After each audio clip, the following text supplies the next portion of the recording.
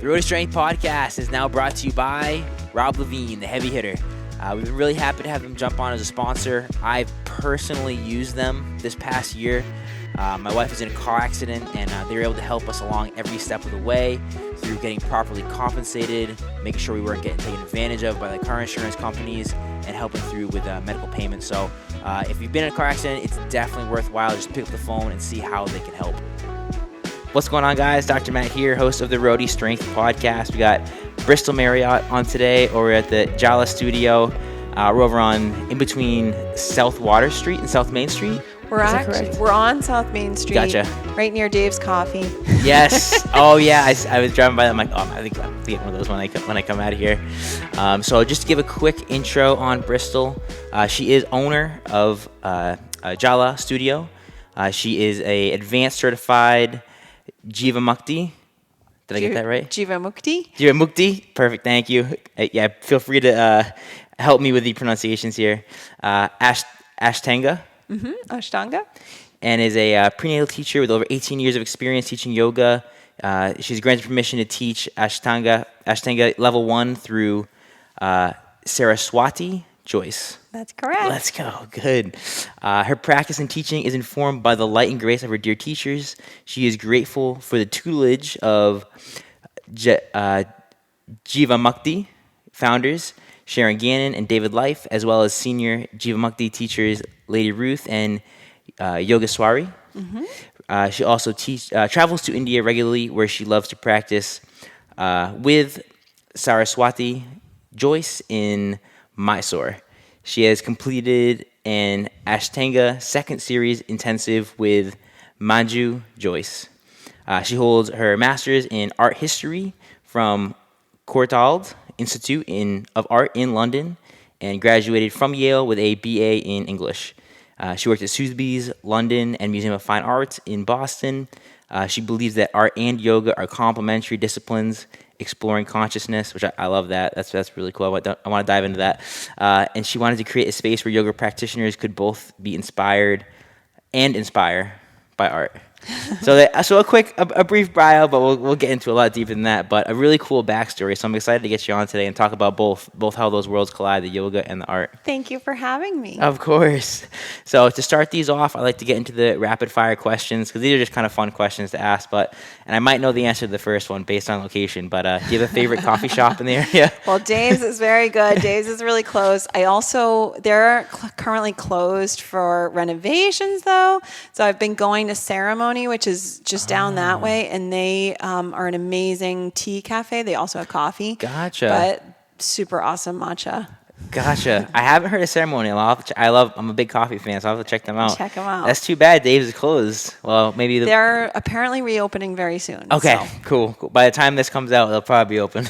Yeah. Next question is favorite go-to breakfast. This could be something that you make on your own, or something you go out in the city to grab. So I love cashew yogurt, and I Cool. make a cashew yogurt with muesli and berries, and that's my kind of go-to. You make the yogurt yourself? No, I don't make the yogurt. I buy it at Trader Joe's. I was going to say, I've heard of people making different things, but I don't think I've ever heard of anyone making yogurt. I'm sure it can be done. It can be done, but I don't do it. Nice. Next question, switching gears slightly. Favorite recent book or a book that comes to mind that you like? Could be related to yoga, could not be. This is not related to yoga. Right. I'm reading a book called Romantic Comedy by Curtis Seidenfeld, and it's really good. So that's my current favorite book because I'm reading it right now. I like it. Yeah, that's great. Next one, we got favorite recent. Are you a podcast listener?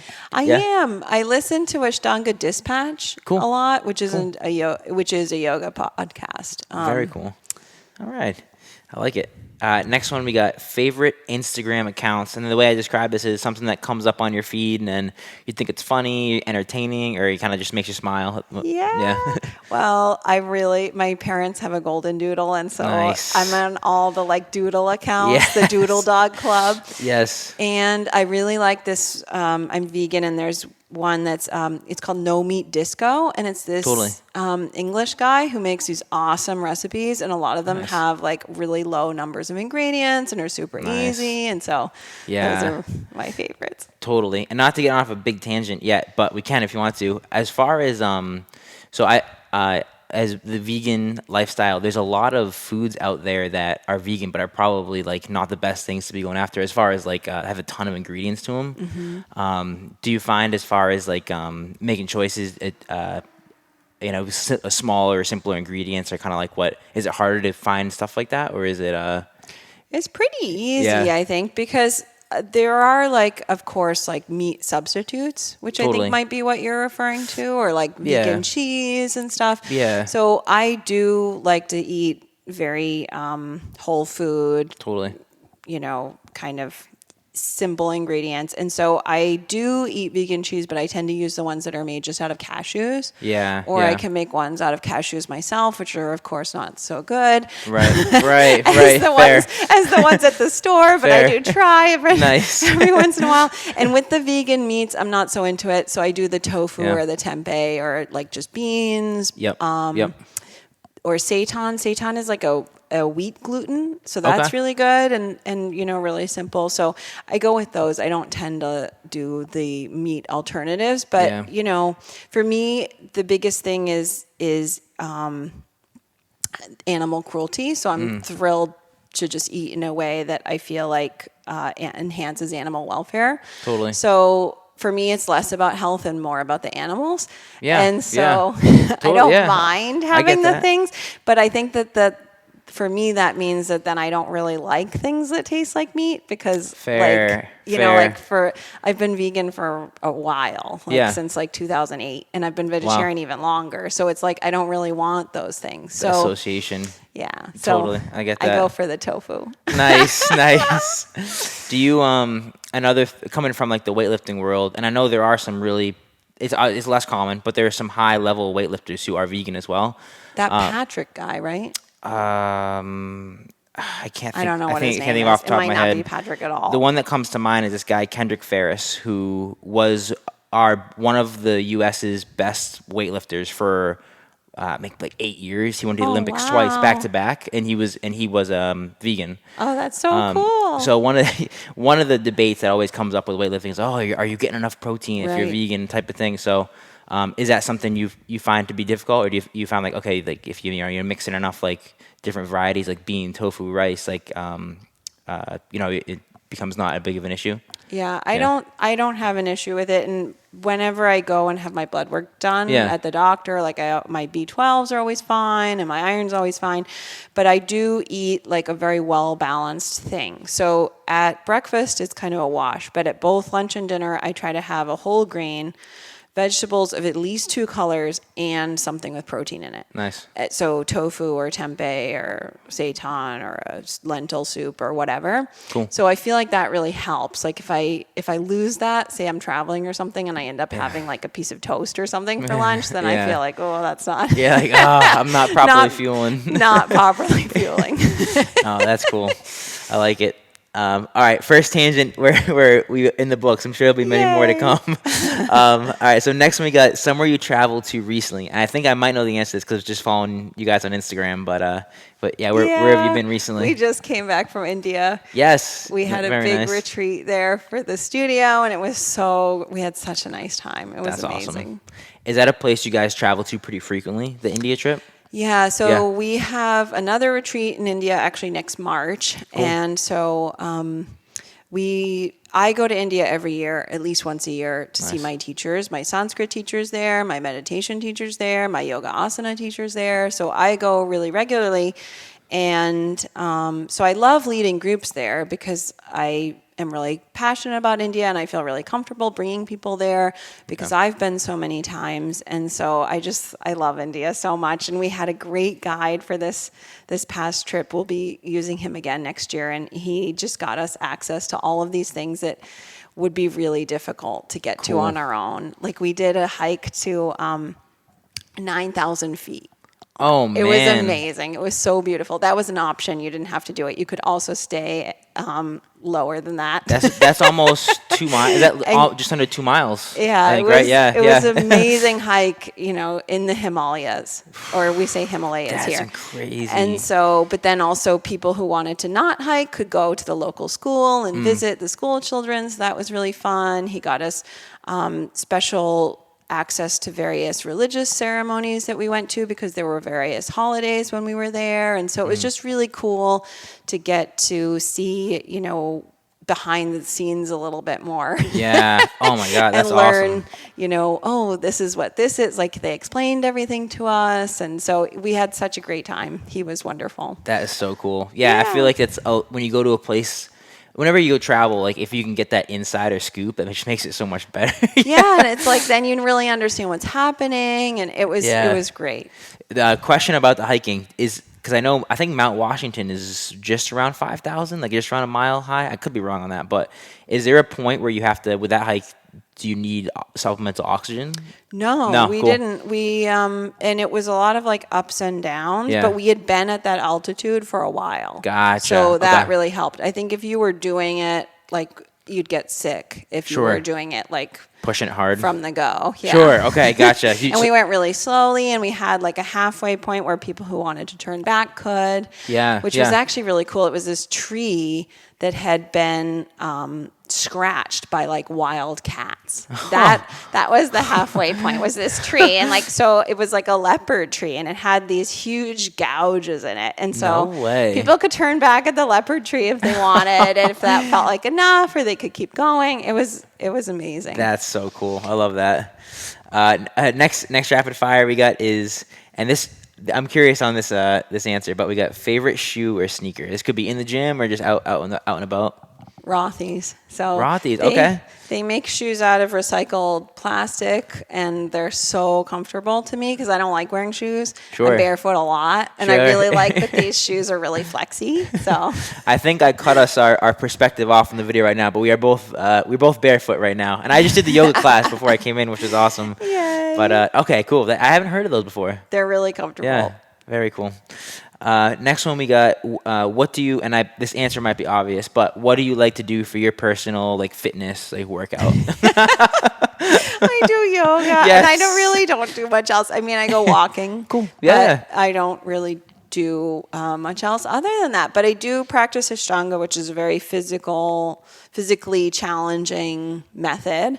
And so there's a lot of arm balances, and there's a lot of inversions, and it does require a lot of strength. So I feel like I get plenty of exercise actually. Fair enough. Yeah, I like it.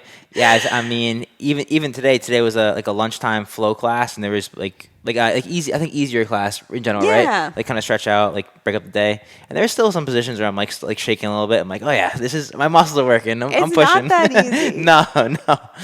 And we got last one. This will be an interesting question too, because this is more in general like gym, the traditional gym focus for most people. But I'm curious, favorite like pump up gym song, or maybe a song like even for like the yoga studio. What's a song that you've been liking a lot recently? So when you think of pump up, this doesn't really come to mind. But there's this guy named DJ Taz Rashid who makes music for yoga. Cool. And he has a new one that just came out called Flying North, and it's kind of been my like go, and I just keep turning it on. And it's not, it is an invigorating song. It's not like a pump up the jam kind of beat, but it is invigorating, and it's really beautiful. I love it. That's a great answer. All right, so getting into your background a little bit, how did you end up getting into yoga? And then we'll kind of flow into how did you start Jala Studio? Yeah, so I got into yoga when I was actually in high school. I was running a lot. We were running like 50 miles a week, and I had all of these injuries, like super bad shin splints.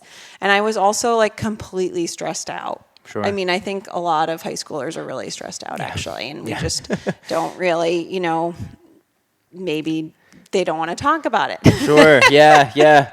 Or maybe can't deal with it, or don't know how to deal with it. Yeah. So I'm from Cape Cod, and this was in like 2001 or something, and there weren't that many yoga studios, but a yoga studio opened 1 mile from my house. Where in Cape Cod were you? I'm from East Dennis. Cool. So my coach at the time said, look, like you can't run right now. Why don't you go to this yoga class? Like I've heard that would be good cross training.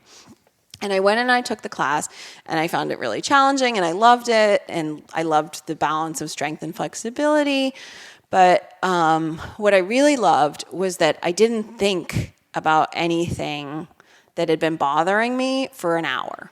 Totally. Or an hour and a half. Like, I didn't think about my exam that was coming up or whatever, social things were going on that were bothering me. And that just felt like total freedom. This ability to not identify with my thoughts, which is actually the first of the Yoga Sutra of Patanjali, is that yoga is when you stop identifying with your thoughts and thinking that you are your thoughts and feeling absorbed in them. And so to just have that distance where it's like, I'm going to put these thoughts to one side was like amazing. And I was completely hooked. So then I went to undergrad and I became the president of Yogis at Yale, which was like a club that was teaching yoga to like 50 to 75 people at a time outside for free.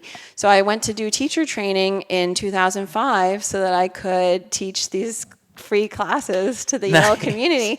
And it was really fun. And that was great practice as a teacher because I was teaching so many people at the same time. And I just fell in love with it. And That's I've awesome. always been teaching since. Love it. Yeah. Where'd you go to your teacher training? I did the Jivamukti teacher training. At the time, it was in upstate New York. Cool. Now they do them in India and Italy and all over the world. Wow. But at the time, it was in upstate New York at a retreat center called Omega in Rhinebeck. Very cool. Yeah. Something you said there too. This same thing is fresh in my mind because we took it in class today. Eve. Yep. As she was, we were starting class. She's like, "All right, like exactly what you said. It's lunchtime. Like any thoughts that are kind of spiraling that they came in the morning, just try to put those to the side. Try your best. They may come back as during class, but put them to the side like as you can. Like it's so it's definitely something that you said it was one of the first." Tenets or the first? It's the definition of yoga that's given in the Yoga Sutra. Wow. So yoga is not like Warrior 2 or an exercise thing. It's actually like the meditative aspects of being able to realize that you're not your mind. And then Patanjali says that when that happens, then you dwell in your own true nature. Sure. And so there's this idea of a self in yoga that's a soul or consciousness or awareness. You could call it many, many things, but it's basically that part of yourself that's beyond a body and mind, even though you currently have a body and mind. Sure. No, I like it. That makes a lot of sense. Yeah. No, that's cool. So, so you started teaching at Yale. Well, I guess what was the next step kind of in your yoga journey after that? Well, after that, I decided I wanted a real job. So, Yep, because it's hard to, to think that like that's what, it's hard to make a living as a yoga teacher, actually. So, Sure. I went and did an art history degree, and I worked for Sotheby's, which is an art auction house, and then I was working in museum education at the MFA in Boston. But I kind of was always teaching, a couple classes a week, and I just really loved it. And then I'd always walk by places and be like, oh, look at that space. That would be a great yoga studio. And after, this kind of leads into your next question about opening Jala, but I'd been teaching for about 9 years, and I decided to move to Providence. And the rents here are a lot cheaper than Boston. So all of a sudden it felt really possible to have my own yoga studio. And so I decided to make the leap. Love it. Yeah. Was this the location that was this your first location that you are here? Yeah. Very cool. And I think like you said, I can't remember if it was off air or on air, but the name Jala. Yes. It has to do with the location of it, with the river right behind us. Yeah. So Jala means water in Sanskrit, and we're right overlooking the river. Yeah. And also water is like flowing and 70% of our bodies. Totally. And so it like works in that way, but it's just kind of a reminder that we can look out the window and just see the river. It's that was so one pretty. of the first thing I noticed when I walked in. I'm like, oh, I can see the water from the windows here. That's very cool. We're super lucky.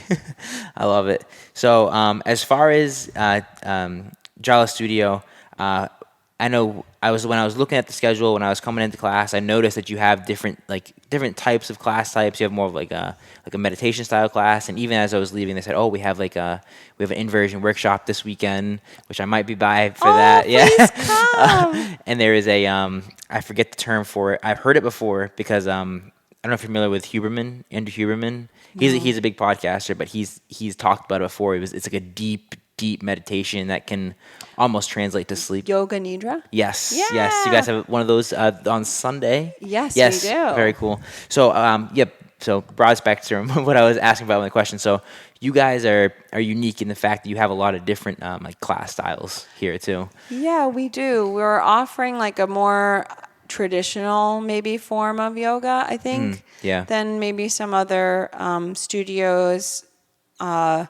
So we do have your average kind of like vinyasa flow class, which just means that the postures are flowing from one to the other. And that's kind of like your generic yoga thing. But Ashtanga is a very particular traditional way of practicing. Jiva Mukti incorporates meditation and pranayama. Pranayama are the breathing practices into every class. Gotcha. So that's a very vigorous class, but it still it's incorporating these very traditional practices. And so we do try to have a wide array of classes, but really present yoga as not just the postures, but also these other modalities of meditating, breathing practices, the philosophy. I love it. The pranayama, I've heard that term before as well. I think a lot of these terms, I've done some styles of yoga, but I'm semi-unfamiliar, I think, with the Sanskrit version of them.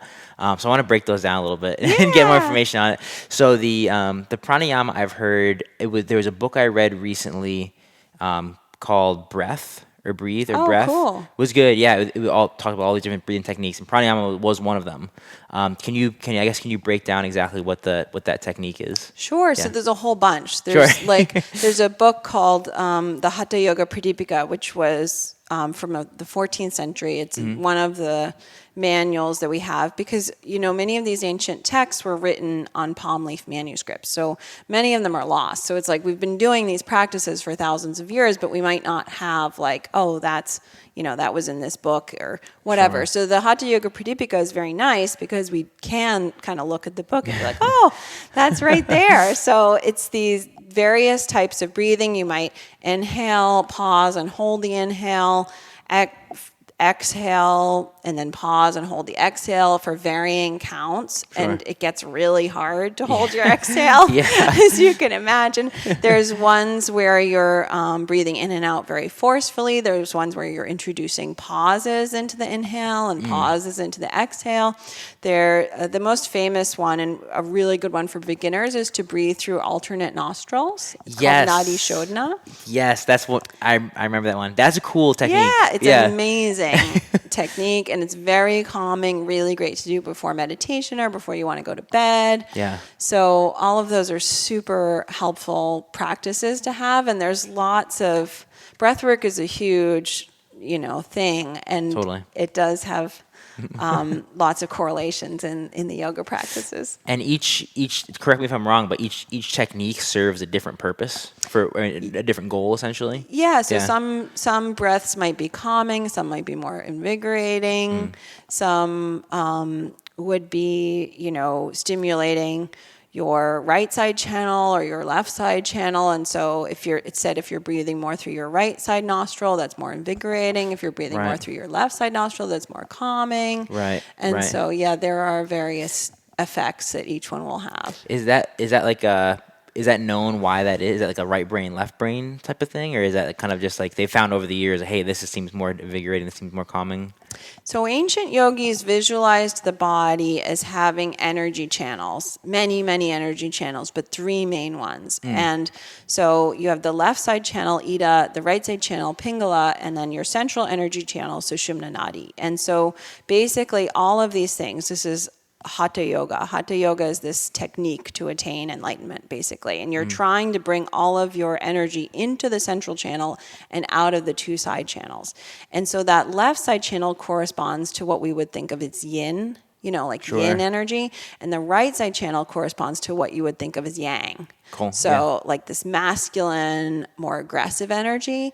And so in yoga, you're basically trying to find a balance between those two. But you might notice, say you're really irritated, you've just brought your car in for service and they can't figure out what's wrong with it and it's been very expensive, your right side channel would be agitated. And so you might say, okay, I'm going to consciously breathe through my left side channel. I'm going to inhale left, exhale right, inhale left, exhale right. That's called Chandra Beta. Chandra means moon. So another way of thinking of this is the left is the moon energy and the sun is right is the sun energy. Okay. So you're trying to balance those two out, basically. Very cool. Awesome. Yeah. That's a great explanation. That was much deeper than I expected it to be. That's a quick version of Hatha Yoga. But that's good. I can tell you're a wealth of knowledge of some of that. Backtracking a little bit, there was there was a pranayama, and I'm sure there's a ton of different styles that you incorporate, but there was 2 styles you mentioned before that. Was it I'm gonna blank on the name of them. What were the other types of styles that you incorporate as far as like the general yoga practice? So we have vinyasa classes. Yep. Is that what you're meaning? There was, or that we include in the. It was or Ashtanga. Was it? Ashtanga, yes, thank you.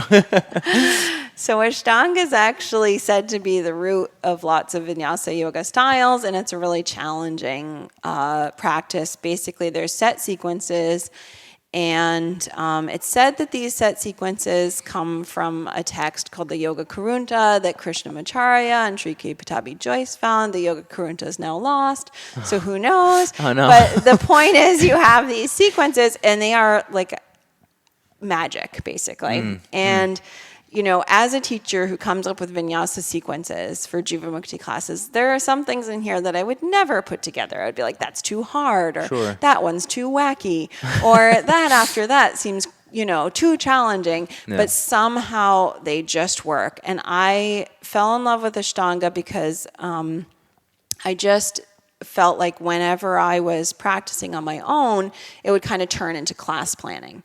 And so I'd be coming up with a sequence, and then I'd think, oh, that would be great for Susan, or that would be great for Mike. And then, that would bring me out of my own practice. So I loved doing a set sequence because it was like I just did the thing. Right. But then along the way, I got really, really much stronger and more flexible because you just follow this method. And so I teach what's called a Mysore program here, where people come and they work their way through the sequences. And most people end up doing like a mixture of primary and second series by the end of it. Third and fourth get really hard, but it's possible. I'm here. Those are the progressions to it? Yeah. Do those start to look like pretty intense, like binds and inversions and stuff like that? Lots and lots of arm balances. Gotcha. Okay. And a lot of like behind the head. And nice. Yeah, so it gets really hard. But first and second second's also quite challenging, but there's always parts of it that are accessible, and that it's my job to translate it into what each person should be doing. And that's what's really exciting about a Mysore class is it's not a led class. So it isn't that the teacher is standing there telling everyone to do the same thing. So in the Mysore style, Mysore is named after Mysore in India, which is a place very near Bangalore.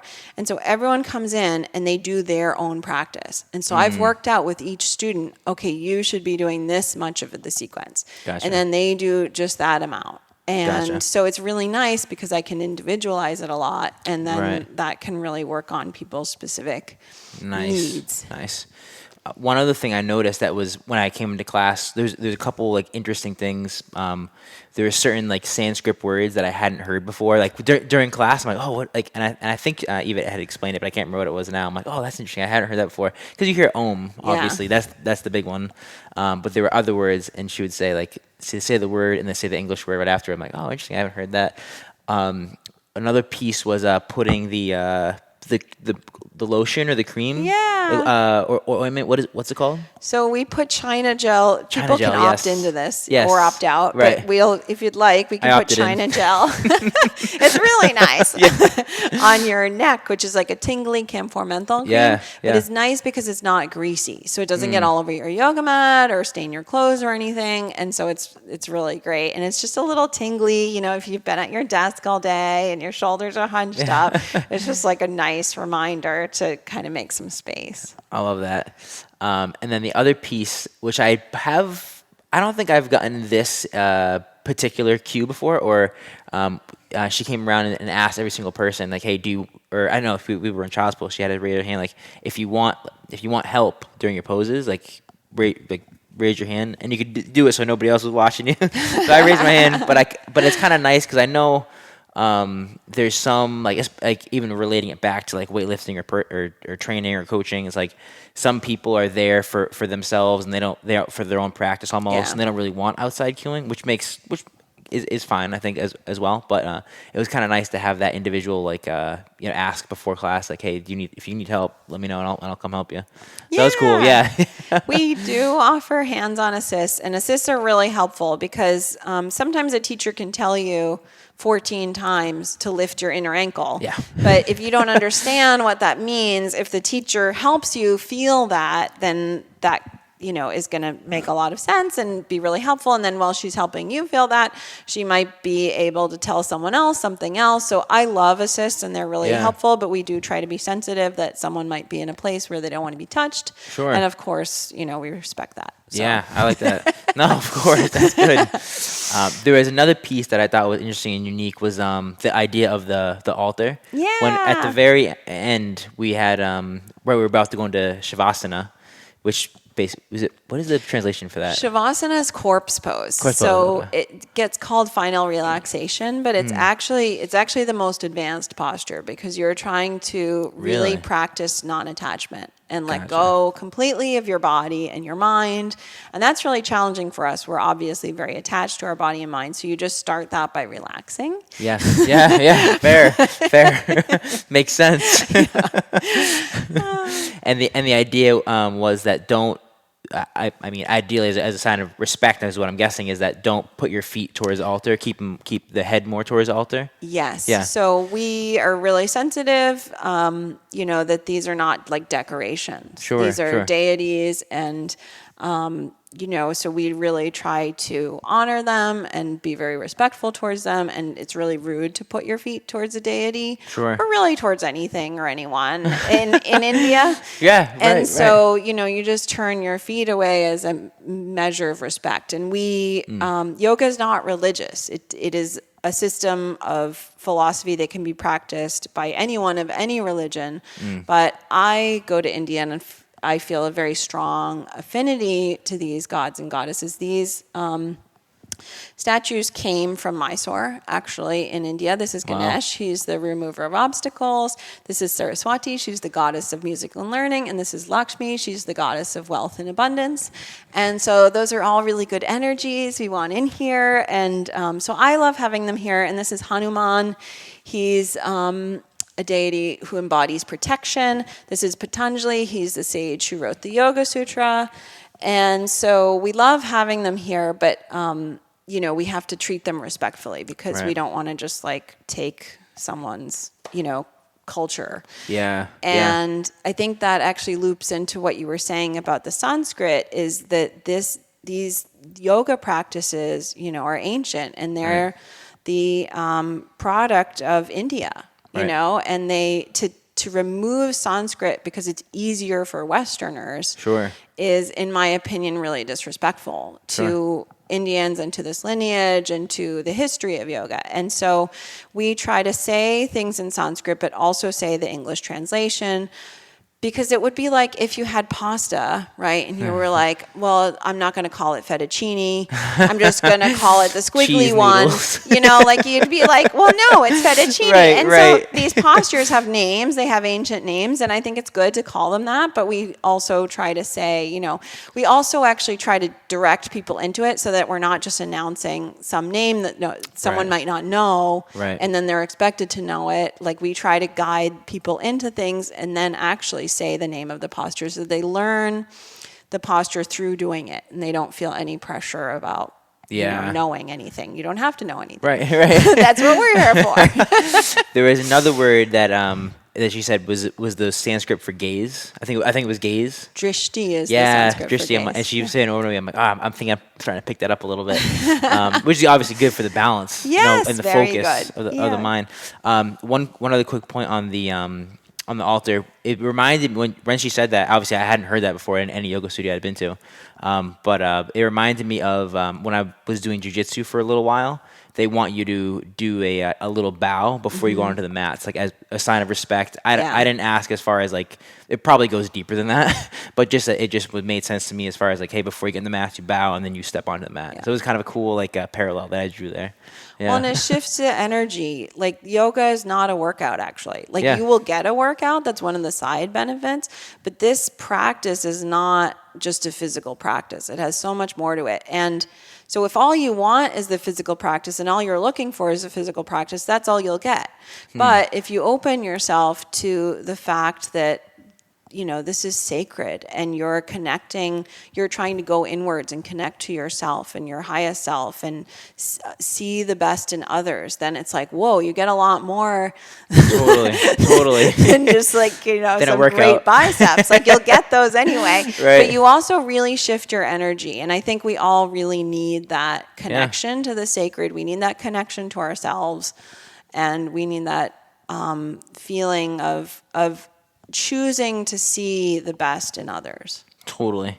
I don't know if this relates, but earlier you had mentioned that there's multiple facets to yoga. So was there 8 different? Yeah. Yeah. Okay. Cool. I got that right. And you said one of them is the actual like pose part or the workout part essentially. Yeah. What are the other 7? Yeah. So Patanjali in the Yoga Sutra, Patanjali gives various steps towards attaining yoga. And so first he says, okay, just have complete devotion and completely offer all of your efforts up to the divine. And for Patanjali and in yoga philosophy, that idea of what the divine is actually Ishta Devata. It's up to you, the deity that resounds in your heart. So in whatever form you're offering this devotion, just do that. And so that's the one-step path to yoga. And then it's like, okay, you can't do that. So then try discrimination and non-attachment. Discrimination meaning like, is this helpful? Is this getting you closer to yourself? Or are eating 14 cookies getting you further from yourself and watching that graphic TV show getting you, whatever it is. So that type of discrimination, like choosing something that gets you further on your path. And so if that's not working, then he gave a 3-step path of discipline, self-study, and devotion. And so finally, he's like, okay, you're not getting there. This is Patanjali.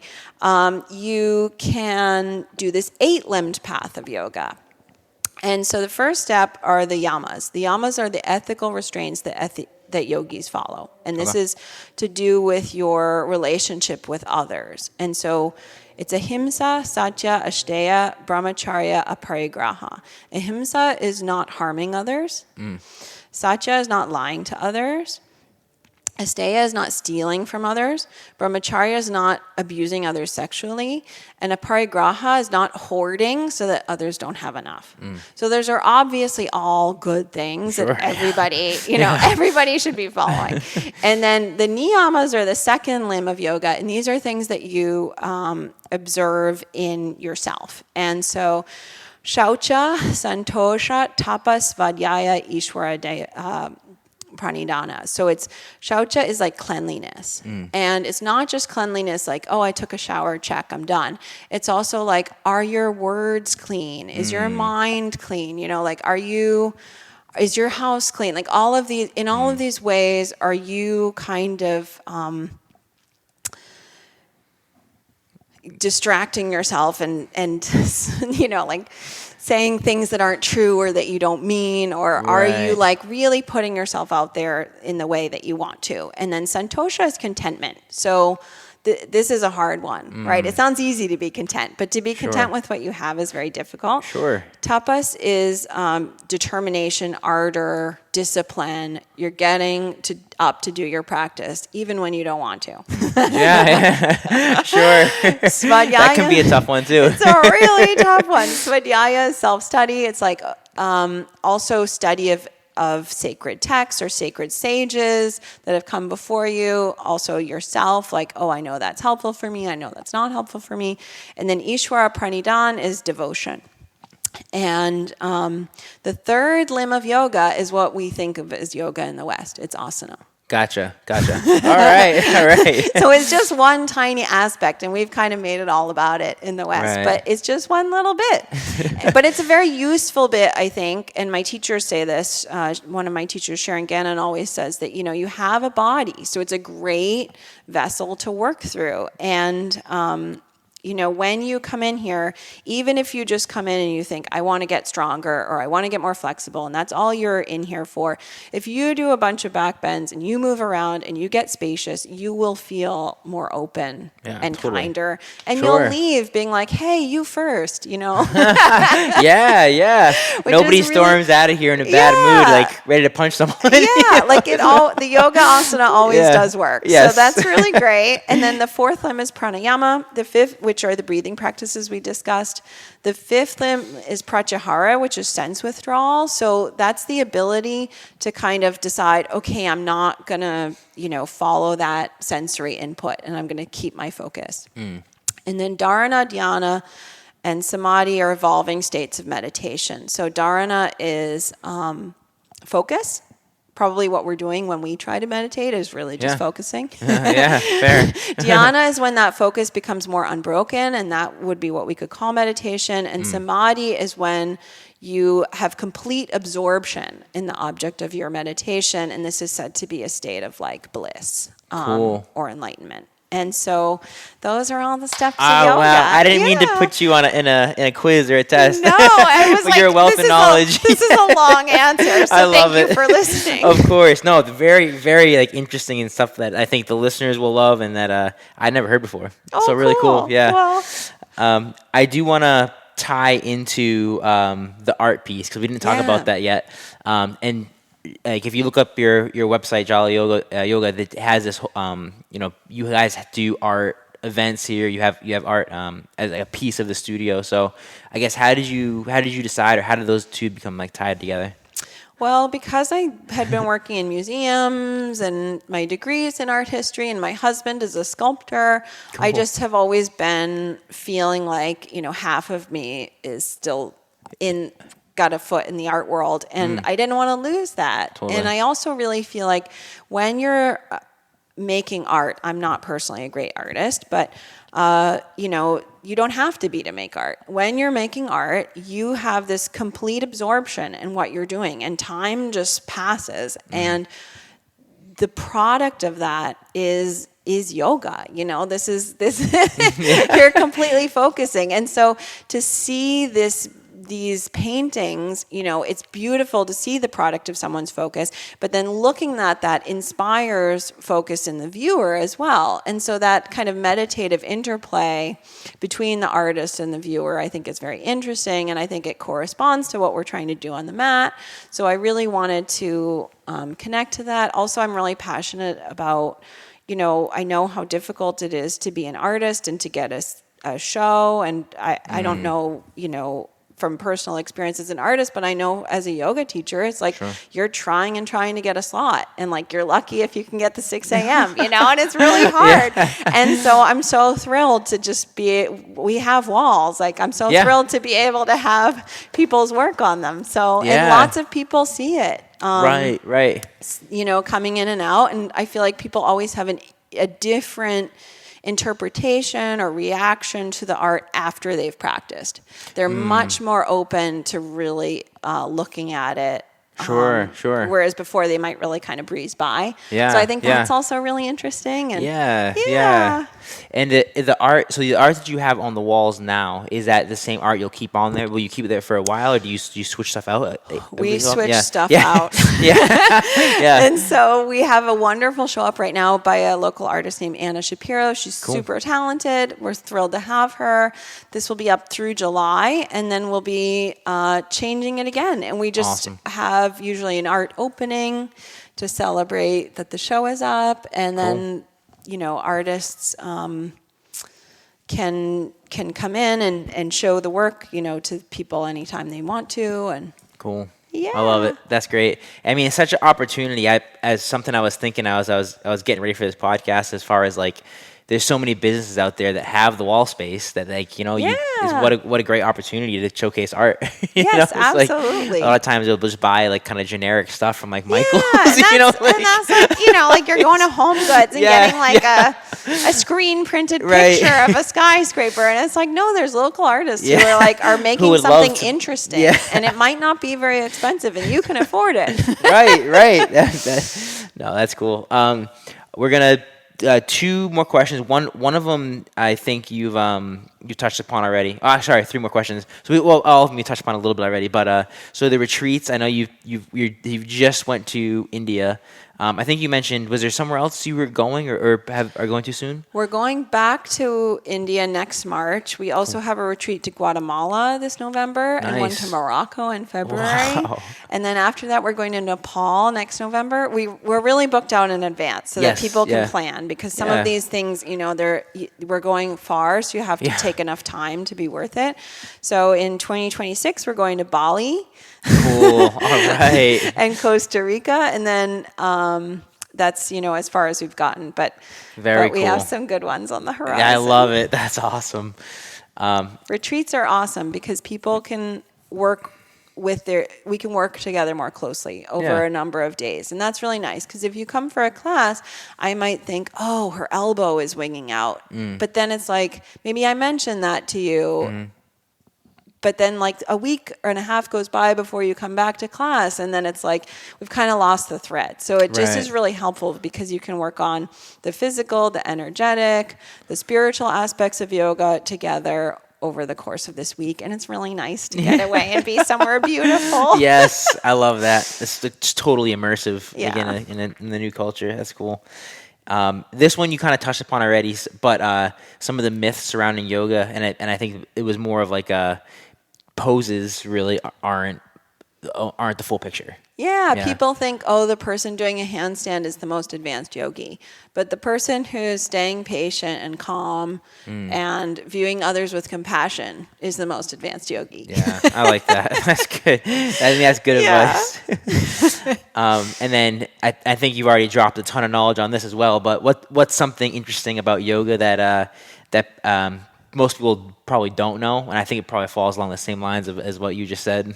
It's absolutely that. And the other thing I would say is also, like, people really underestimate what they can do. Sure. Like, they'll come in here and they'll feel like, oh, I could never do this or that. And honestly, if you just give it some time, you might very well be doing it. Sure. You might be able to figure it out. Yeah. That's great.